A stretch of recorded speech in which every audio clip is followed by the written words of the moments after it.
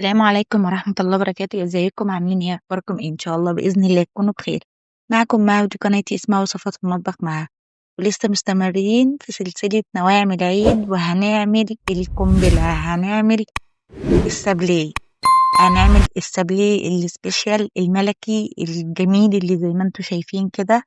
وبجد بجد هو مرهق جدا، بس النتيجة تبهرك وتخليكي تنسي كل تعبِك، وحاجة يعني في الخيال كده، حاجة جميلة جدًا. أنا هادّيكم كذا فكرة للتشكيل وللتزيين، واعملوا الفكرة المتاحة ليكم، ومش لازم تعملي كل الأشكال، اعملي شكل والّا شكلين وزيّني بيهم حاجات العيد بتاعتِك، وإن شاء الله بإذن الله هتبقى أحلى من أفخم المحلات. يالّا بقى بينا على الوصفة. وقبل ما نروح على الوصفة نصلّي على سيدنا محمد عليه أفضل الصلاة والسلام. وما تنسيش إن أنتِ تدعي لأختي بالرحمة والمغفرة، هي وأمي، ربنا يرحمهم ويغفر لهم يا رب، ويجعلهم من أهل الجنة، ويغفر لموتانا وموتى المسلمين أجمعين ويرحمهم ويا رب العالمين، وما يحزنكم على غيري يا رب، حق حبيبك المصطفى. تمام. يلا بقى بينا على الوصفة، وما ننساش الصلاة على سيدنا محمد يا حبيبي يا رسول الله، اللهم صل وسلم وبارك عليك يا رسول الله. أول حاجة المقادير. أنا هعمل كيلو دقيق. الكيلو دقيق بياخد 750 جرام زبدة، 400 جرام سكر بودرة. دول التلات مقادير، مفيش تالت. هما السابليه 3 مقادير بس. في ناس بتحط بيض وفي ناس ما بتحطش. أنا بصراحة ما حطيتش بيض في الوصفة في المرة دي، يعني المرة دي ما حطيتش بيض، عملتها من غير بيض. تمام. تقدري تعملي في نص كيلو دقيق.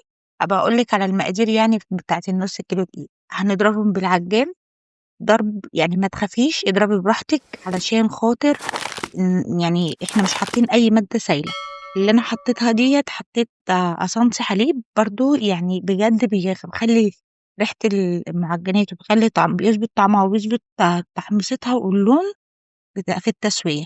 بُصّوا العجينة هي بس محتاجة ضربة بسيطة، وهاضربها دلوقتي وخلاص هاورّيكم بقى القوام المضبوط بتاع العجينة نفسها. تمام. أنا إن شاء الله بإذن الله هاكتب لكم كل المقادير بتاعة النواعم العيد، هاكتبها لكم في صندوق الوصف. خدوها وعلى ضمانتي وأنتم مغمضين، ويعني أنا هاتحاسب عليكم إن أنتم، يعني أنا باجرّب الوصفة في بيتي قبل ما بانزّلها لكم. لو وصفة وحشة والله أنا مش بانزّلها، لو المقادير مش مضبوطة أنا مش بانزّلها، لكن المقادير اللي أنا بانزّلها لكم ديّة مضبوطة 100%. وبجد يعني إن شاء الله هتبقوا أستاذة، هاخلّيكِ أستاذة في نواعم العيد. زي ما أنتم شايفين ال ال العجينة وليّنة إزاي، وهو دوّة القوام اللي أنا عايزاه. هاشيل بقى أي قطّاعات عندي، أي نوع قطّاعات، أي شكل، أي يعني دورية، مدوّر، مربّع، مثلث، يعني بُصّي قلب، يعني أي قطّاعة، العبي بقى يا ستّ الكل. تمام. وحتى أنا جبت كل الموجود عندي، وأنا حبيت بقى ألعب معاكم وأقطّع بقى معاكم. بُصّي الأشكال كلّها أنا جبتها، وفي كان عندي أشكال تانية، بس طبعًا إيه، كل ما تصغّري في القطّاعات بتاعة السابليه هتبقى حلوة. السابليه لمّا بيبقى صغيّر بيبقى حلو، ومش إن هو بيرمي كتير بقى كمان، لأ بيبقى شكله حلو في التقديم يعني وكده. تعالي بقى أقول لِك بقى على فكرة جميلة جدًا لو أنتِ مش بتعرفي تضبطي السُمك بتاع العجينة. هاتي عصايتين شيش طاووق زي ما أنتم شايفين كده، حطّي حتّة العجينة، حطّي واحدة على اليمين وواحدة على الشمال، ولازم تفردي العجينة على كيس بلاستيك أو مفرش سيليكون. وبُصّي هاتي بقى بالنشّابة كده أو المردانة، افردي بيها كده الجانبين اليمين والشمال بتوع اللي تحتيهم عصاية الشيش طاووق، مش هيخلّوكِ تنزلي لتحت وهتلاقي في حتّة عالية وفي حتّة واطية، لأ هيضبطوا لِك بالضبط العجينة بالضبط. ده لو أنتِ مش يعني مش بتعرفي تضبطي إيدِك، فاهمين قصدي؟ تمام. زي ما قُلت لكم أهو الفكرة ديّة جميلة جدًا، وإن شاء الله جرّبوها وهتضبطي العجين وهتضبطي كل حاجة إن شاء الله بإذن الله. طبعًا أول شكل أنا هاعمل أشكال كتير، بس أنتِ برضه يا ستّ الكل ممكن ما تعمليش الأشكال، يعني مش ما تعمليش الأشكال كلّها، اعملي بالمتاح اللي عندِك. حتى والله ممكن تجيبي غطا إزازة وتعمليها برضه، تعملي بقى بغطا الإزازة. فما ما ت يعني ما تشغليش نَفْسِك بحاجات يعني لازم يكون عندي كل القطاعات دي. بُصّوا، أو في حاجة تانية برضه عايزة أكلّمكم فيها. أنا ما عنديش إلا مفرش السيليكون الحراري دوّة ما عنديش إلا واحد بس، و هاوريكم الإفكت بتاع العجينة وهي في المفرش الحراري والإفكت التاني بتاع اللي بيتحط على طول في الصاج، تمام. لو أنتِ ما عندكيش يعني مفرش حراري، وأنا عملت ده وعملت ده. ده تاني شكل، جِبت بقى الmini tart ديّة، القوالب الmini tart، وجِبت حتّة عجينة وسكّنتها. سكّنتها دي يعني إيه، يعني حطيتها كده وقعدت أدوس عليها في الجوانب علشان خاطر تتسكّن في الجوانب، وباشيل الزيادات. بُصّوا عمّالة باسكّن كده بالضبط واشيل الزيادات. طبعًا الفيديو شارح نَفْسه، يعني يعني أحسن من إن أنا أتكلّم يعني وأرغي معاكم. معلش حقكم عليّا، أنا آسفة بجد إن الفيديو هيبقى طويل جدًا، بس عشان فيه تفاصيل كتير وفي حشوات كتير. أنا قُلت عملت لكم كذا حشوة وكذا نوع تزيين وكذا نوع شكل علشان خاطر تاخدي من الفيديو يعني اللي يناسب سيادتِك، تمام. أنا أهو باورّيكم، أهو عملت لكم 3 وحدات قدّامكم وسهل جدًا. ولازم، لازم، لازم تخرّميهم من النُص علشان ما يقبّوش كده في الفرن ومش هتعرفي تزيّنيهم، تمام. بُصّوا ما شاء الله، ما شاء الله، يعني الكمية مهولة، يعني هي حاجات بتبقى كتير جدًا ما شاء الله. السابليه بيرمي بي بي بي بي المقدار بتاعه بيخلّي يعني عشان حاجات صغيّرة بيخلّي الحاجة كتير جدًا. وما شاء الله، يعني كل ما أنتِ شغّالة كده تقولي صلّي على سيدنا محمد وتقولي ما شاء الله يعني كده وتستغفري ربنا و وتذكري الله، هتلاقي الحاجة ما شاء الله يعني بتزيد في إيدِك وما شاء الله عليها يعني.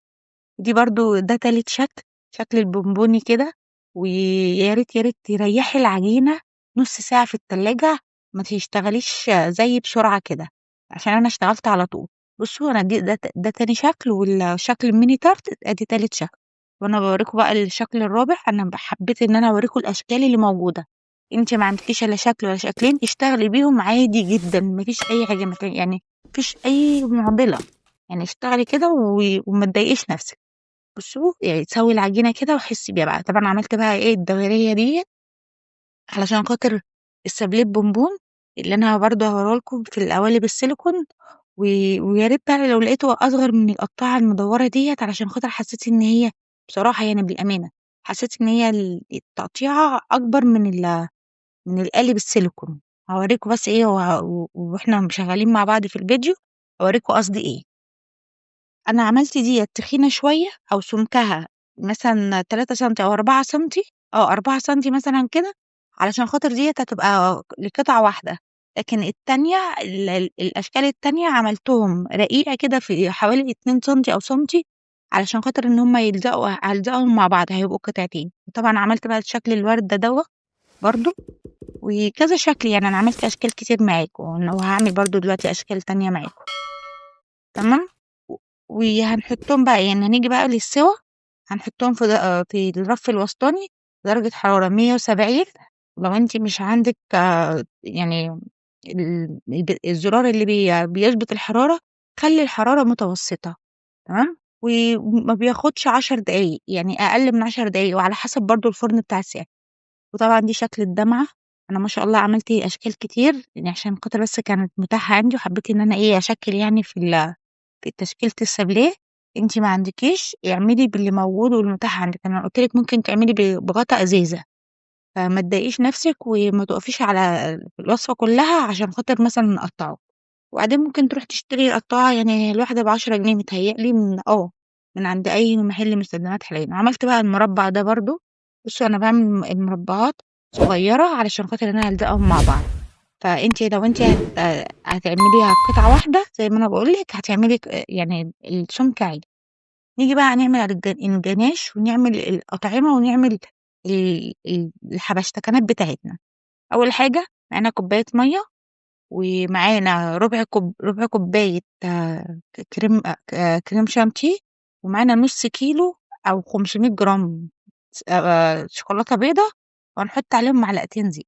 ده الجناش الأبيض اقتصادي، من غير كريمة سايلة ومن غير أي حاجة، تمام. هنقسمه بقى على نُصّين كده، وهنعمله بزبدة اللوز. هنعمل واحد بزبدة اللوتس، وواحد بزبدة الفستق. ده زبدة الفستق.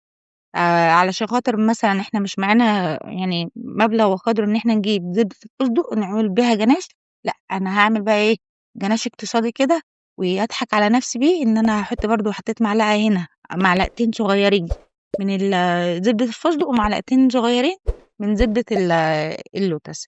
تمام. هنعمل بقى الجناش بتاعنا الشوكولاتة عادي. حطيت 250 جرام شوكولاتة بني، ومعلقتين زيت، ونص كوباية مية، وعملت جناش اقتصادي على طول سهل. وهنا برضو عملت الجناش، وحطيت معلقتين بلوبيري التوت الأزرق، ومعلقتين راسبيري التوت الأحمر. تمام. برضو على الشوكولاتة البيضاء. الشوكولاتة البيضاء هتقدر تتلون معانا، لكن الشوكولاتة البني زي ما انتوا عارفين ان هي ما بتتلونش، بتعمل جناش بني، جناش بني بس بص، لامع كده وجميل جدا زيكم. تمام. انا كده خلصت الجناشات. لازم احطها بقى في التلاجة اقل حاجة من 2 ل3 ساعات علشان تجمد معايا واعرف اشغلها. طبعا انا سويت كله، وانا مش هوريكم ان انا بسوي عشان خاطر هو بياخد وقت ومجهود. فاوريكم بس القوالب دي بتطلع، ما تقلقيش مش هتلزق ولا حاجه، بتطلع كده. ده بقى اللي بقول لكم عليه الايفكت. بصوا ده اللي تحت ده اللي المفروض بالمفرش الحراري. اللي فوق الصاج الالمونيا على طول عادي يعني. هو مفيش مشكله، هو مش هيبان. بس انا حبيت ان انا اقول لكم ايه الفرق بين الحراري، المفرش الحراري والصاج العادي على طول. تقدري تعملي بالصاج العادي. انا عملت بقيت كلهم بالصاج العادي. تمام. بصوا خلاص اهو، وعملت كله، وحطيت في كل واحد بقى ايه شكل. حطيت الاشكال، وظبطت الدنيا، وجهزت حاجتي، وجهزت الشوكولاتات بتاعتي، وجهزت بصوا كل حاجه. والوردات الصغيره ديت زي ما انا وريتها لكم، الاداه البيضه الصغيره. ولو عايزين تشوفوها، ممكن اصورها لكم ان شاء الله، وهسيبها لكم في الكومنتات مثبته كده عشان تعرفوا ان هي الشكل ده معمول ازاي.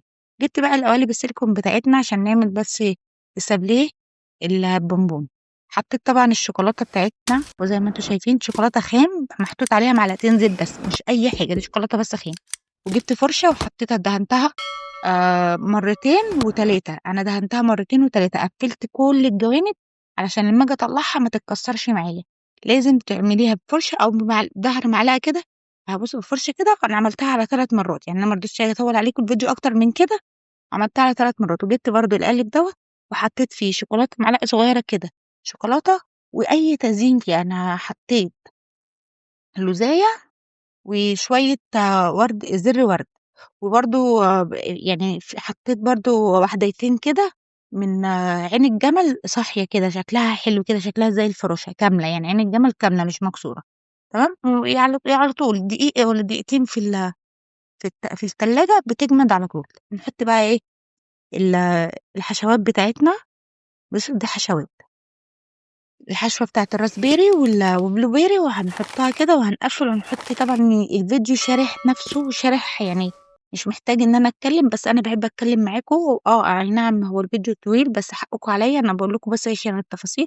واللي حابب ياخد فكرة من الافكار ديت ياخد فكرة، مش لازم تكلفي نفسك، ومش لازم تعملي ال- الافكار كلها. بصوا انا بوريكم اهو القطاعات، لو كل ما بتصغر هتبقى احلى للقوالب السيليكون. بصوا حسيت ان هي كبيره، بس ان شاء الله هعالجها يعني. انا هوريكم هعالجها ازاي باذن الله. طبعا الزيادات بتاعت الشوكولاته دي بتتقص.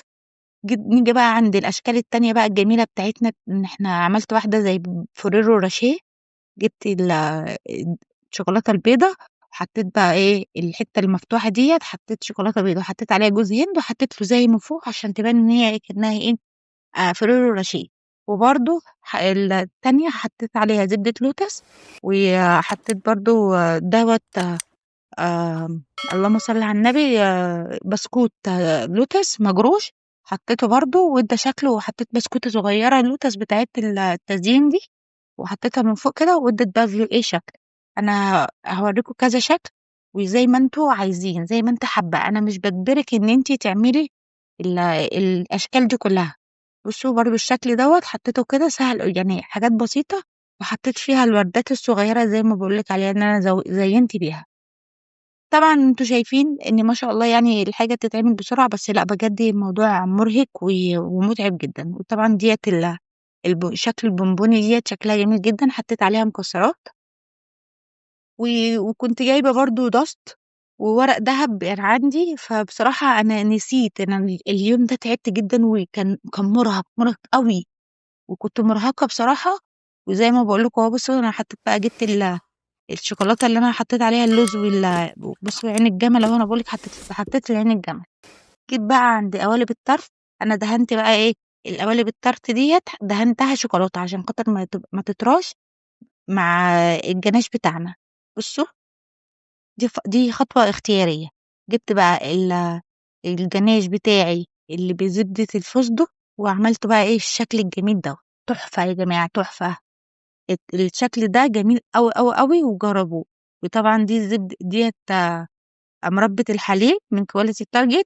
وبرضه يعني هاحط عليها عين جمل، وهتبقى التزيين بتاعنا جميل. وده طبعًا الجناش بتاعنا البني الجميل الخطير اللامع لونه تحفة.